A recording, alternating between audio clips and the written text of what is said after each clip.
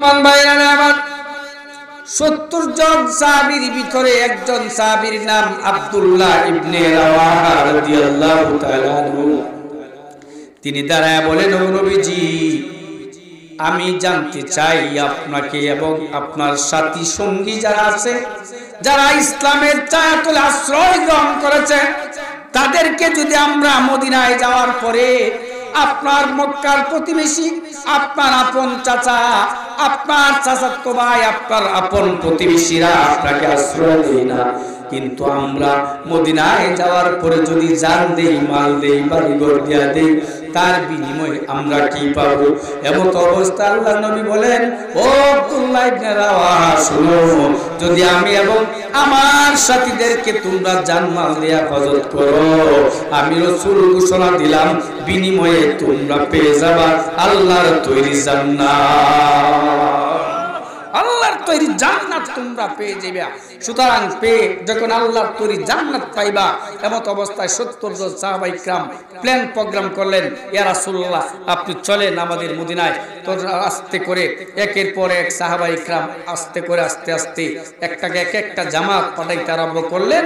সর্বশেষ রবিউল আউয়াল মাসের প্রথম দিনে আপনার আমার নবী মুহাম্মদ রাসূলুল্লাহ সাল্লাল্লাহু আলাইহি ওয়াসাল্লাম সাথী সঙ্গী নিয়ে সর্বশেষ তিনি যাইতে আরম্ভ করলেন। মদিনায় সংবাদ পৌঁছে গেছে, সরকারে দু আলম মুহাম্মদ রাসূলুল্লাহ যাকে তৈরি না করলে তামাম কায়নাত তৈরি হইতো না, যাকে তৈরি না করলে চন্দ্র সূর্য তৈরি হইতো না, যাকে সৃষ্টি না করলে আদমকে বানাইতেন না। আমার ভাইরা, হাদিস শরীফের মধ্যে মুফাসসিরিনে কেরাম বিভিন্ন তাফসীরের কিতাব এসেছে, আল্লাহ রাসূল সাল্লাল্লাহু আলাইহি ওয়াসাল্লামকে সামনে একদিন জিবরাইল আলাইহিস সালাতু ওয়া সালাম আসছেন। কে আসছেন? জিবরাইল আলাইহিস সালাম এসে কয়, ইয়া রাসূলুল্লাহ, আপনি নবী হইলেন কবে? কথা কি আমার বুঝতেছেন আপনারা? আপনি নবী হইলেন কবে? আল্লাহ রাসূল সাল্লাল্লাহু আলাইহি ওয়াসাল্লাম বলেন, ও জিবরাইল, আমাকে জিজ্ঞাসা করতেছো আমি নবী হইলাম কবে? আমার বয়স কত অনুমান করতে চাও? আগে তোমাকে জিজ্ঞাসা করতে চাই, আচ্ছা তোমার বয়স কত? আল্লাহ জিবরাইল আলাইহিস সালাম জিজ্ঞাসা করতেছেন যে আপনার বয়স কত? বলে তোমার বয়সটা আগে বলো, তারপরে বলতেছি। জিবরাইল আলাইহিস সালাতু ওয়াস সালাম বলেন, হুজুর, আমার বয়সটা তো আমি অনুমান করতে পারবো না। মুরব্বি যারা আছেন, এখন মুরব্বি যে বাবারা আছে, জিজ্ঞাসা করি আপনার বয়সটা কত? বর্তমান ডিজিটাল যুগ, এখন কিন্তু বর্তমান যে ছেলে সন্তান জন্ম নেয়, মেয়ে সন্তান জন্ম নেয়, নাগরিকত্ব সনদ আছে, আইডি কার্ড, তারপরে আপনার জন্ম নিবন্ধন করা হয়, ডেট অফ বার্থ লেখা হয়। আগের দিনের মানুষের কি ডেট অফ বার্থ লেখা হইতো? বুঝেন না আপনারা? নেত্রকোনার মানুষ, আপনারা বুঝার তো প্রয়োজন, ভাষা বুঝতেছেন তো? তো ডেট অফ বার্থ জানা। জিবরাইল আলাইহিস সালাম বলে, হুজুর, আমার ডেট অফ বার্থ জানা নাই, তবে আমার ঘটনা একটা জানা আছে। বলে, ঘটনাটা কি? বলে, আমাকে যখন আল্লাহ পাক রব্বুল আলামিন তৈরি করছেন, তৈরি করার পরে আমি দেখতাম যেদিন তৈরি করছে সেই দিন থেকে আসমানের মধ্যে তারা উঠতো। তারা কি উঠতো? আর হুজুর এখন তারা উঠতো। হুজুর, তারাটা যখন উঠতো 1070,000 বছর পর্যন্ত উদিত হইয়া থাকতো। সুবহানাল্লাহ। কয় হাজার বছর? হযরত জিবরাইল বলেন, হুজুর, 1070,000 বছর পর্যন্ত তারটা দেখতাম। আবার যখন অস্ত যাইত 70,000 বছর পর্যন্ত হুজুর দেখতাম না। ওগো নবীজি, শুধু একবার দুইবার নয়, আমার জীবনে শুধু একবার উদিত হওয়া আর একবার অস্ত যাওয়া। যখন উদিত হইতো 70,000 বছর পর্যন্ত উদিত হইয়া থাকতো, আবার যখন অস্ত যাইত 70,000 বছর পর্যন্ত দেখতাম না। হুজুর, এবার অস্ত যাওয়া আবার উদিত হওয়া আমার জিবরাইলের জীবনে দেখছি 72,000 বার। 72,000 বাউ। লাউলা খালাকতুকা ইয়া আদম, আদম আলাইহিস সালাতু ওয়াস সালাম কেউ বানাইতেন না যদি আদম আল্লাহ নবীকে তৈরি না করতেন। এখন সেই নবী যে মদিনায় আগমন করতেছেন, এখন মদিনাবাসীরা খুশি লালিত পালিত হয়ে তারা বঙ্গপালের মতো এরকম আরম্ভ করতেছেন। উজানি পিসাব আপনাদের এলাকায় আসছেন, আপনারা হুজুরকে তো চিনেন না। আমার ভাইরা চিনলে হয়তো এত অল্প সংখ্যক মানুষ থাকতেন না। উজানি পিসাব ইতিহাস বলার সময় আমার নাই, শুধু উজানির প্রথম পিসাব ইব্রাহিম রহমাতুল্লাহ আলাইহির একটা ঘটনা আমি আপনাদের সামনে বলবো।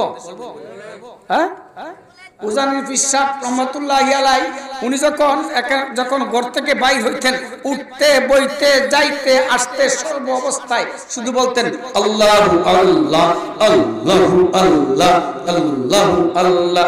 সর্ব অবস্থায় পড়তো, কথা বুঝতেন না। আল্লাহু আল্লাহ যখন বলতেন, এখন ঘরের বেগম সব ডাক দিয়ে কয় বুফি তেল নাই, সুবহানাল্লাহ কয় না, আল্লাহ আল্লাহ বলে দেও, আল্লাহ আল্লাহ আল্লাহ। এবার ফার্স্টটা 50টা পয়সা দাও, আমার পকেট থেকে 18 পয়সা দাও, 18 বুঝেন তো, 50 পয়সা দাও, যে আল্লাহ আল্লাহ আল্লাহ আল্লাহ।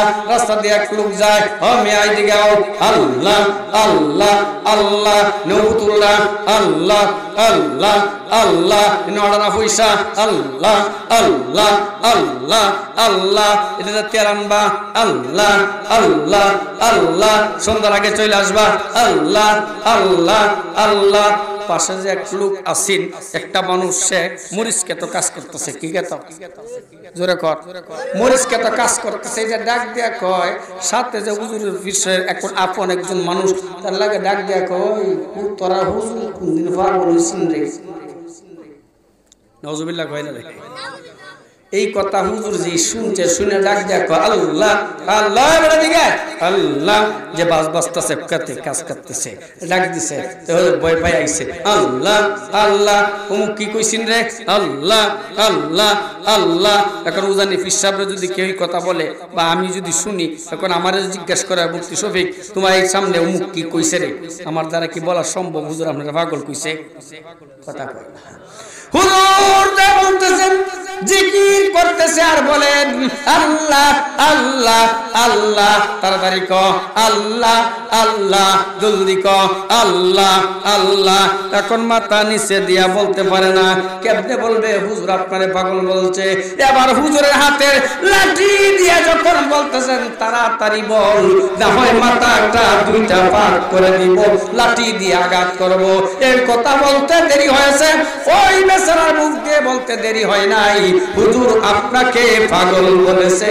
আমার ভাইরা, যেই মাত্র বলেছে হুজুর কেন বাসনেওয়ালা আপনাকে পাগল বলে গালি দিয়েছে, এই কথা বলতে দেরি উজানির পীর সাহেব আল্লাহু আকবার বলে আলহামদুলিল্লাহ বলতে দেরি হয় না। আল্লাহু আকবার বলে আলহামদুলিল্লাহ বলে বলেন আলহামদুলিল্লাহ। মিশকাত শরীফের মধ্যে হাদিস এসেছে, ও আমার ভাইরা, যেই এমন ভাবে জিকির করো, জিকির করতে করতে করতে করতে মানুষে তোমাকে পাগল বলো। সুবহানাল্লাহ। আমার ভাইরা চিনলেন না উজানির পীর সাহেব? আমার ভাই আল্লাহ রাসূল সাল্লাল্লাহু আলাইহি ওয়াসাল্লাম এখন মদিনায় যাবেন, মদিনাবাসীরা চিনছে আর কুফা আর মক্কাবাসী চিনে নাই, যেই কারণে যখন মদিনায় গেলেন, মদিনাবাসীরা যার দুইটা ঘর ছিল, একটা ঘর খালি কইরা একটা ঘর রাখছে, যদি নবীজি আমার বাড়িতে আসে, আসার পরে রাসূল সাল্লাল্লাহু আলাইহি ওয়াসাল্লাম এই খালি ঘরটার মধ্যে ওনাকে থাকতে দিমু, যতদিন ইচ্ছা ততদিন আমার বাড়িতে থাকবে। সুবহানাল্লাহ। একজনও কয় না রে। একজন দুইজন নয়, যত সাহাবায়ে কেরাম আছেন সবাই পেরেশান হয়ে গেলেন। আল্লাহর নবী আমার বাড়িতে আসতে পারে, ঘরের বিবিকে ডাক দিয়া বলেন, ও শুনছো গো বেগম? বলে কি হইছে? মক্কা থেকে আজকে কে আসতেছে তোমরা জানো নি? যাকে তৈরি না করলে আসমান জমিন তৈরি করতেন না, যার চেহারা দেখলে আল্লাহর তৈরি জাহান্নাম ওয়াজিব, জাহান্নাম হারাম হয়ে যায়, যার চেহারা একবার দেখলে জান্নাত ওয়াজিব হয়ে যায়, সেই মুহাম্মদুর রাসূলুল্লাহ আজকে মদিনায় আগমন করতেছে। হে বিবি, আয় দেখি ঘরটা ঝাড়ু দে, একটা মাত্র ঘর, মাঝখান দিয়ে পার্টিশন দে। পার্টিশন বুঝেন তো? বেড়া কন্যা পার্টিশন, যেরকম পার্টিশন দে, একটা পর্দা ফালায়া দে। বলে কেন? প্রত্যেকটা ঘরের ভিতরে আল্লাহর হাবিব যদি আমার বাড়িতে আশ্রয় নেয়, অর্ধেক ঘরে আশ্রয় থাকবেন, তার সাথী সঙ্গীরা থাকবেন, আর অর্ধেকটা ঘরে আমরা থাকবো। মদিনার যত মানুষ আছেন, পাগল মুসলমানেরা আছেন, সমস্ত মুসলমানেরা আল্লাহর রাসূলকে স্বাগতম জানানোর জন্য এক মাইল আগায় গিয়েছেন। আল্লাহর হাবিবকে মসজিদে কুবা নামক জায়গায়, কোন riwayate আসছে যে কুবা নামক জায়গায়, সেখানে গিয়েছেন। কোন riwayate বিভিন্ন গ্রন্থের নাম, জায়গার নাম আছে। সেই জায়গা আল্লাহর হাবিব যেই রাস্তা দিয়ে আসতেছেন আল্লাহ রাসূলকে রিসিভ করার জন্য কারো হাতে ডাবের পেয়ালা, কারো হাতে শরবতের পেয়ালা, কারো হাতে বিভিন্ন রকমের ফল ফ্রুট, কারো হাতে ফুলের মালা, কারণ মালা নিয়া আল্লাহর হাবিবকে স্বাগতম জানানোর জন্য চলে গেলেন, দৌড়ায়া চলে গেলেন। সবাই সমস্ত সাহাবী মদিনার সাহাবায়ে ইকরামরা সকলেই একত্রিত হয়ে আসতেন। আল্লাহর হাবিব আসতেছেন, আল্লাহর হাবিব উটের উপরে সওয়ার, ডান দিকে সাহাবায়ে ইকরাম, বাম দিকেও সাহাবায়ে ইকরাম।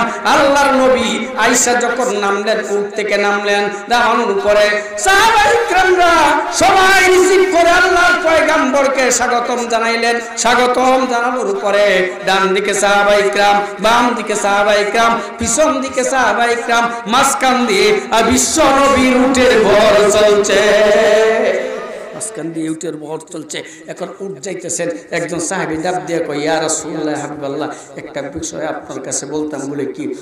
হুজুর, আমি অমুক গোত্রের লোক, আমি বড় সম্প্রদায়ের লোক, যদি আমার বাড়িতে যাইতেন, ওই যে দেখা যায় আমার বাড়িটা, এই বেন্টি গাছটার পরের বাড়িতে হইল আমার। হুজুর, আপনারা অনেক রাস্তা হাইটে আসছেন, প্রায় 450 মাইল রাস্তা হাইটে আসছেন মদিনার থেকে, মক্কার থেকে মদিনায় আপনার 6 ঘন্টা সময় লাগে।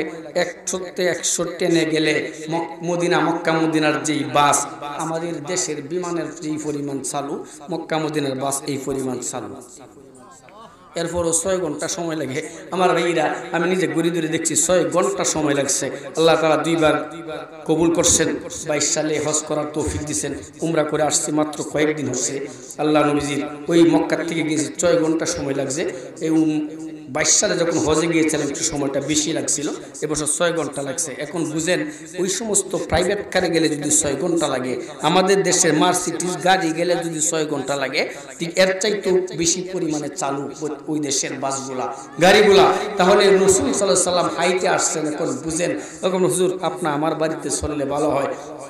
বাম দিকে সাহাবায়ে ইকরামরা বলে, হুজুর আমার বাড়িতে যাইবেন বইলা আমি যত আত্মীয় স্বজন আছে সবাইকে দাওয়াত দিয়ে রাখছি।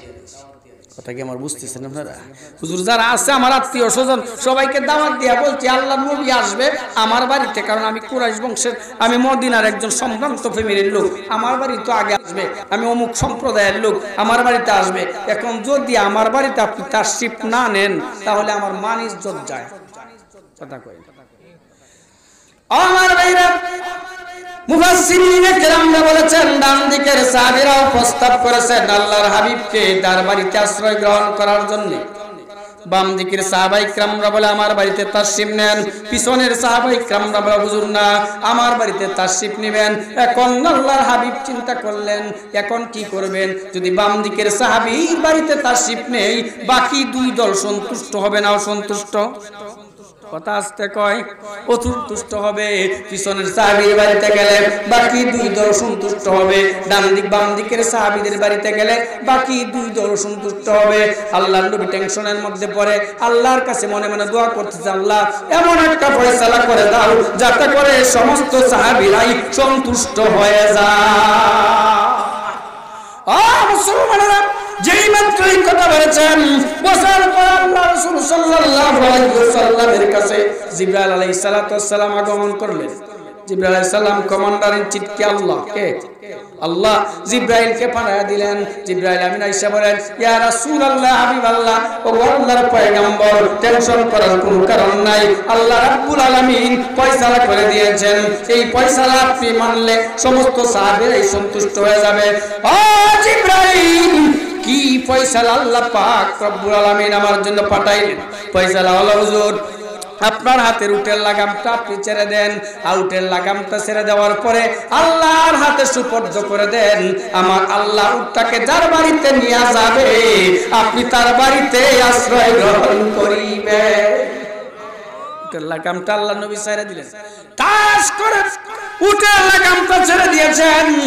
সাহাবায়ে ইকরামরা বলে, ইয়া রাসূলুল্লাহ হাবিবাল্লাহ, ওগো আল্লাহর পয়গম্বর, উটের লাগামটা ছেড়ে দিলেন, এখন উটটা কার বাড়িতে যা উঠবে? উটটা এখন কি করবেন? আল্লাহর নবী বলেন, ও সাহাবায়ে ইকরাম শোনো, তোমরাও সন্তুষ্ট হওয়ার পেরেশান হওয়ার কোনো কারণ নাই। ওই উটটা যার বাড়িতে যাবে, আমি বিশ্ব নবী তার বাড়িতে রাত্রি